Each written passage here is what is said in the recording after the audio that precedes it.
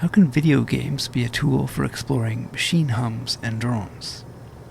That is one of the subjects we're exploring today on this special video edition of Making Waves.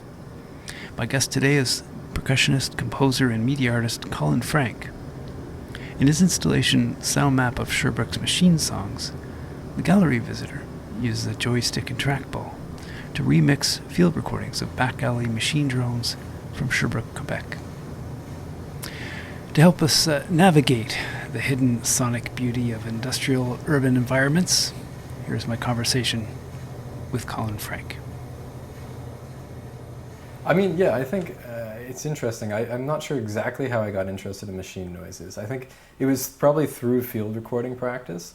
And as soon as which I started mostly in the Netherlands when I was studying the Hague. And we had this great class on acoustic ecology and oral, I think the class was oral architecture, something along those lines. And we would go out into the city with field recording devices. And as soon as you plug in a microphone and have the headphones on your ears, you're instantly struck by the noise, the background noise, the underlying noise that we constantly try, cancel out through perceptual processes to listen to whatever source we're listening to, be it someone speaking or a bird song or something. But with the microphone head and headphones, instantly you're alerted to all of these background sounds that otherwise we'd forget about.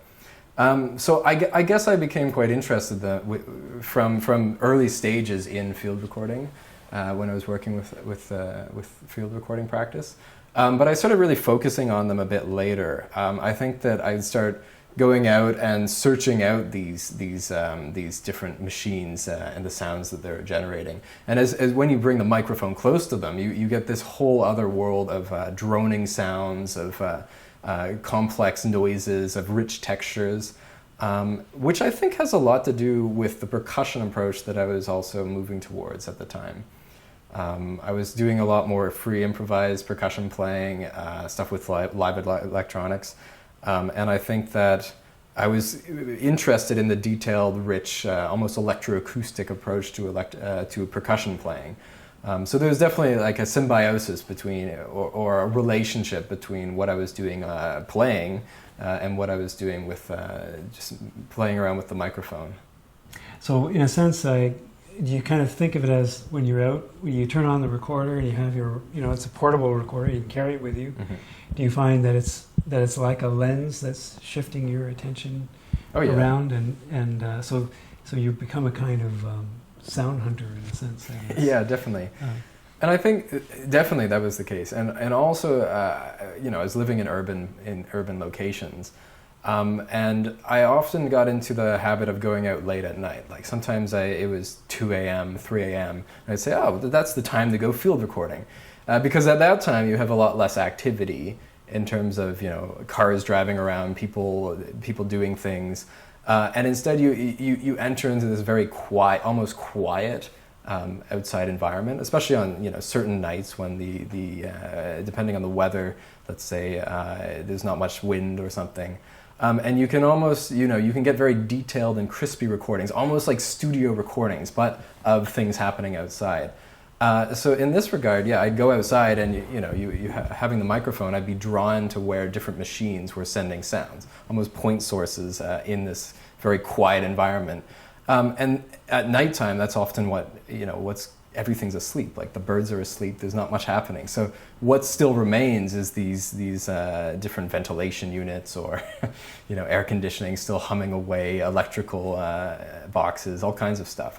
So it's this kind of interesting practice of just being out in a very empty exterior world, and then being able to say, what are these sounds that are around me every day and that I ignore usually? What interesting things are going on with them? So bringing that into this space, into a gallery, with these arrays of these speakers here, how does that relate to the recording process? Yeah, I was kind of interested in translating that, the idea of these point sources, these point source machines, into the gallery space. So in this installation, there's 3 different groups of 4 speakers at different diffusions, pointing in different directions, at different heights. Like we have a low one in one corner, a middle height one in the center here, and then up here is a much higher one above our heads mostly. And I was kind of interested in translating this idea of these point sources, these machines that emanated sound, into the gallery space. They're kind of sending sound in all directions, but from one location. So rather than diffusing, in a circular pattern or something, I was interested in how can we, rearrange the speakers in a different way to project in different directions, maybe get some reflections from corners in the room, experience these recordings in kind of almost translating the outside world into the inside in some way. Well, I guess, I think the thing with sound, it's not a laser beam or a flashlight. It's a kind of a very porous, and it kind of emanates in different directions. So, since with the speakers in this way, you're kind of opening the sounds up to that to multiple perspectives around the room, as opposed to having 2 speakers and pointing to one point. Yeah, definitely. Part of the idea was to have the visitor to the exhibition walk through the space, and then passing by these speakers and hearing different configurations. So you might, as you walk through, you might get caught by one speaker as it passes by, and then another one will come into your vision, and then you might get a reflection from another one in another area. So it's kind of this, trying to spatialize in an unorthodox manner. Let's shift to the visual part of the piece, and how is that constructed? So so these sounds were all from kind of the back alleyways of Sherbrooke in Quebec, and that's what we're looking at, is the recording locations. Yeah, is that right? Exactly. Yeah. And but they don't look exactly like a picture. There's kind of a semi-animated quality to them. Why is that? Yeah. So part of this my process of field recording, and I also go and capture these different machines that I was recording, but in 3 dimensions. So I was using a process called photogrammetry, which is where you take a lot of different photos, a lot of different angles of whatever model you're trying to capture, throw that into a software that then does some heavy, overnight rendering, where then it creates what is a model of that thing, a 3D model and representation of that thing that you've taken pictures of. So it's kind of a way of capturing the visuals of the of the outdoor world and then recreating them in 3D space. So the game installation, it's like you can, not only are you hearing the exact sound, but you're also seeing it, and you can experience that object in 3 dimensions. Yes, and that changes the way we're listening to it, because we're seeing it. Yeah. As opposed to a lot of work in our field, it doesn't have the benefit of pictures, and the sound becomes just an abstract object, as it were. How is that seeing it important to hearing it? Yeah, I think like it could be an interesting installation of just the sounds. We can talk about another piece which I've just used the sounds of the machines for performance. I think that it's interesting to visualize these machines as well, because there's something very interesting aesthetically about these objects, like air conditioning units and these gas piping and such. Electrical boxes, like they're everywhere in our environment, especially in the exterior world. And there's something that we kind of ignore, right? They're not like something you should pay attention to. They're not the main part of the building. They're often in the back, away from us to pay attention to. But there's something they're very interesting objects, right? They're these engineered and crafted things that are very purpose built.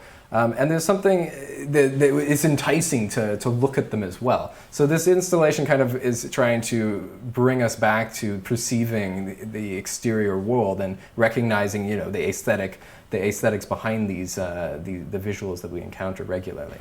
And then there's the controller. Yeah.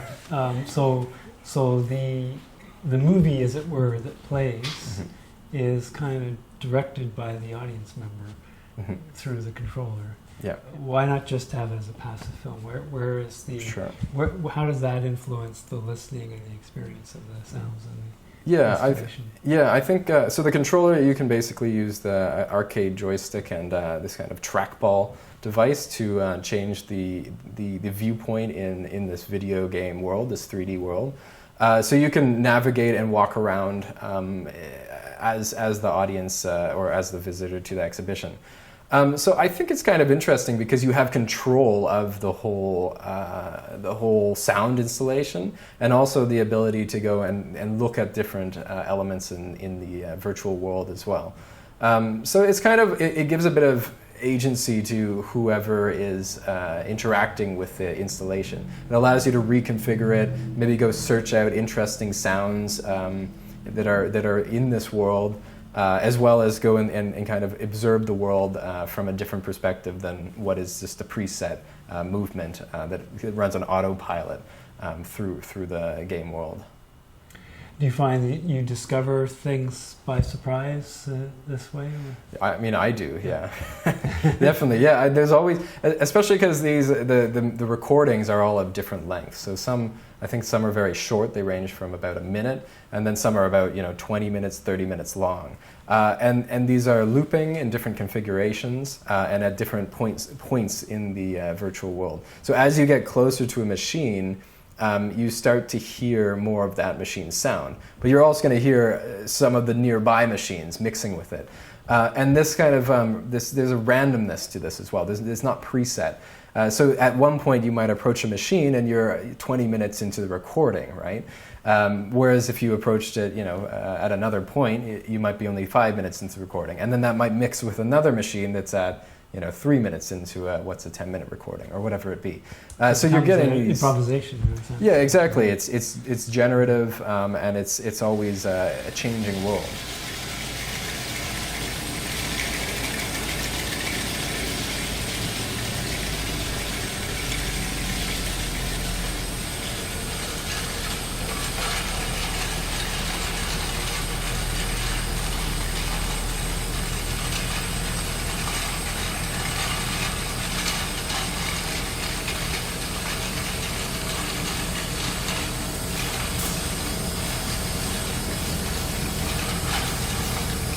You mentioned work that you did for concerts where the sounds were just heard without the visual part of it.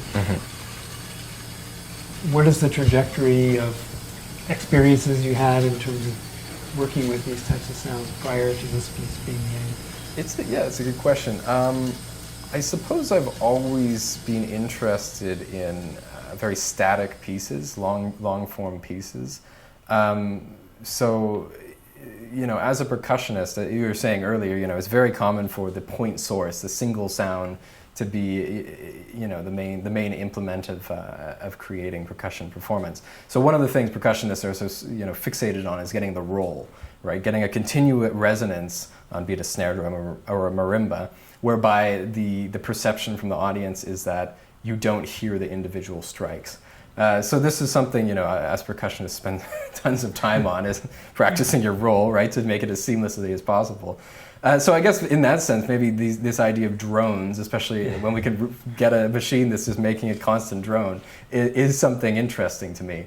But I've also become interested in, the sine wave works of like Alvin Lucier, for instance, which you play back, a lot of these pieces are just sine waves playing into a room, and depending where you move your head, how you angle your head, you're going to get different beating patterns between the two ears, and it's a very spatial and listener-oriented practice, which I find really, really rich and interesting. And I love to, I'll go to concerts a lot of different, any kind of concert, classical music, a performance with amplification, whatever it may be. And if you slightly turn your head, you're starting to change how you hear the music based on how your ears are receiving the sound waves. So if you get bored at a concert, that's like a great thing you can do. You just turn your head and you can change the music, and it can be much more interesting depending what the music is, right? So in terms of my percussion also, practice, you as a percussionist are turning, you play the marimbas over here, or you go over here and do this. You have to do that all the time. You're always moving around, yeah. Sometimes quite functionally instead of and trying to listen better. But yeah, I guess in some of my percussion works, I got more into free improvisation, I was saying, and getting into textural, long-form kind of percussion sounds. So generating sounds that are from scraping, from rubbing, things that you can keep going continuously. Like if I'm rubbing, something, I can keep that up for a long time, and I'm not worried about you hearing each individual impact. So I think there's something. But having variations that take time to unfold. Exactly, things that slowly and gradually change. Which the sounds in this piece do that. Yeah, exactly. It's kind of a similarity. So actually, about a year ago, I did a performance, Noise Fields, which is all about playing actually a lot of the same recordings, a lot of these same machine recordings, but with my my percussion performance. As well, improvised percussion performance setup. And a lot of my action in that as a percussionist is to slowly change the sounds that I'm playing. So it's following the gradual morphing shapes in these recordings with the actual textural percussion.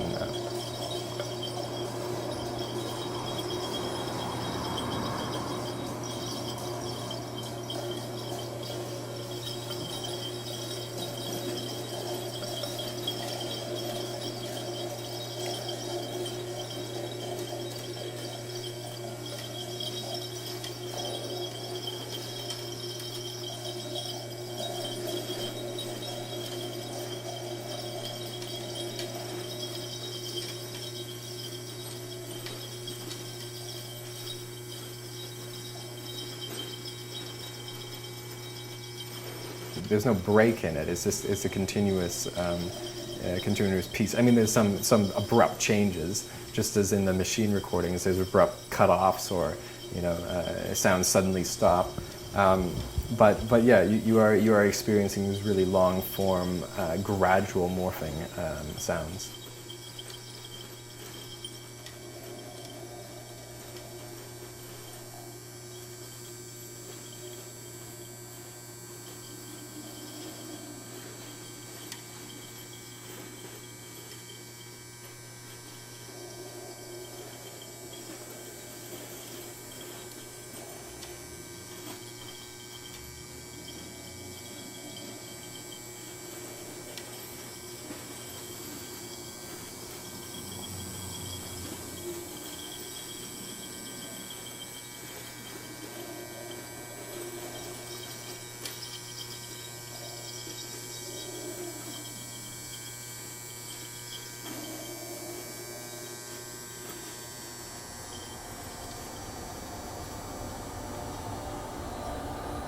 Being kind of still a young person, we always say, oh, young people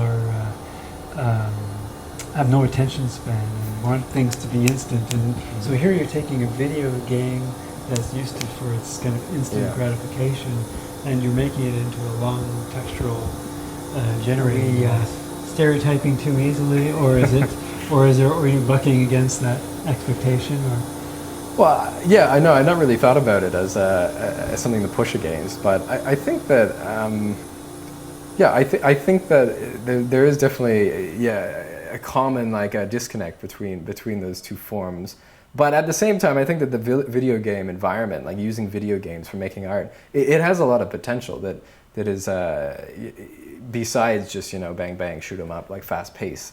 Whatever it happens to, what a lot of commercial games can lead towards. But yeah, I think maybe there is an interesting. So what are some of the possibilities of video games that you kind of foresee in the future if you were to continue I'm working not sure. in that way? Well, I think it's interesting because I'm really interested in objects and the performance capabilities of objects.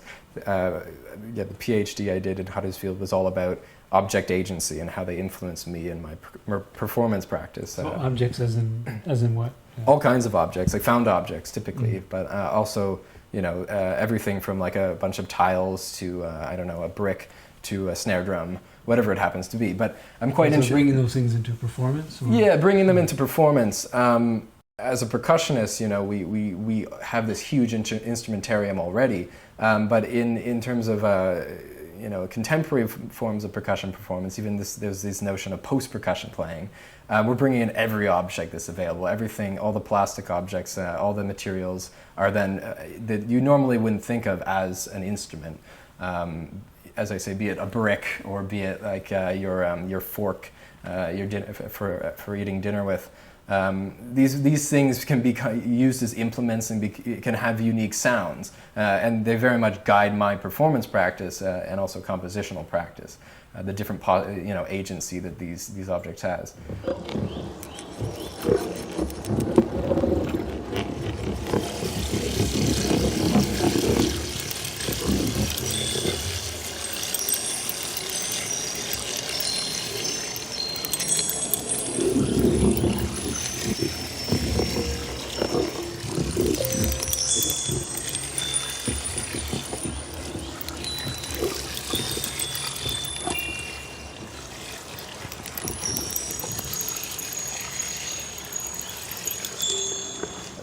Coming back to the question of the video game, other options. I was interested in the idea of bringing more objects into video games. You could imagine a piece that has loads of different objects scanned, like using this photogrammetry modeling, that you could then interact with in different ways, maybe bringing the sounds into the game. So yeah, I'm not sure yet, but there's a lot of, I think there is a lot of possibility with 3D worlds. So in a sense, you're kind of going in, kind of if you took a painting and you could kind of make it, bring it into the real world and navigate all the things inside that painting and make them move around. It's kind of like I think it's like that, I think it's similar, as opposed to animating a piece of poetry or something.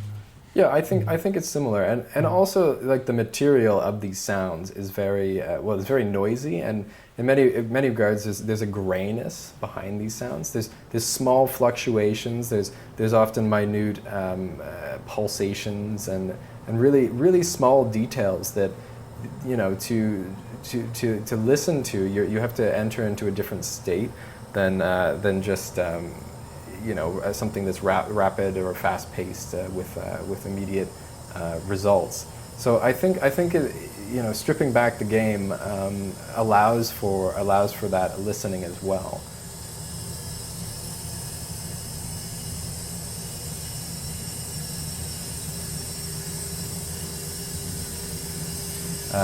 And there's something about this that's almost exciting to listen to. I find anyway. Out there at 2 a.m., you're listening to these really long processes that suddenly change, and these shapes that we don't tend to. Coming back to the discussion about the fast-paced consumer lifestyle, that things that we don't necessarily pay as much attention to, richness. You can come across a machine that is very flat, almost placid. It's not moving. It's the sound, I should say. It's just a steady, like white noise, let's say. And yes, that can be interesting. But I was more interested in ones that had variety. So I was speaking about like the pitch ascending, ones that had very clear standing waves as well. So like good ones are a few air conditioners I came across had really deep, pulsating sounds, so low frequency that was. And so those would change as you moved around. And yeah, if you move the microphone even a bit, you could almost play the air conditioner, just by moving it, and you could change, changing the microphone position just a bit. And then other ones with higher pitch harmonics, ones that mechanical things that had much more lugging sound and complex pulses. So yeah, I guess the ones that presented variety.